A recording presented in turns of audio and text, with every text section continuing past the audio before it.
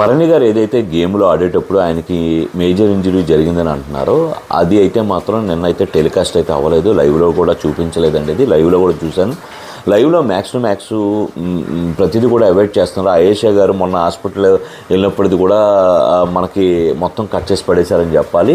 అలాగే ఈ నిన్న భరణి గారు ఏదైతే ఇంజ్యూరీ అయ్యారో అది కూడా లైవ్లో మొచ్చగానే ఎక్కడ కూడా కనిపించకుండా చేశారు. అలాగే అక్కడున్న ఎవరైతే కంటెస్టెంట్స్ ఉన్నారో వాళ్ళు కూడా ఈ టాపిక్ను మాట్లాడకుండా ఇన్స్ట్రక్షన్స్ ఇచ్చినట్టయితే నాకు అనిపిస్తుంది. మొత్తానికైతే మాత్రం భరణి గారు ఏమయ్యారు ఏంటి అనేది బయట నుండి వచ్చిన బజ్ తప్ప అఫీషియల్గా ఏది కూడా కన్ఫర్మేషన్ అయితే లేదు. బట్ జరిగిన మాట వాస్తవం. కానీ షోలో మాత్రం ఎక్కడ కూడా హింట్స్ కానీ ఆ క్లిప్పింగ్స్ కానీ ఎక్కడ కూడా లేవని చెప్పాలి. ఎక్కడ కూడా ఆన్ రికార్డ్ అయితే ఏం లేదు.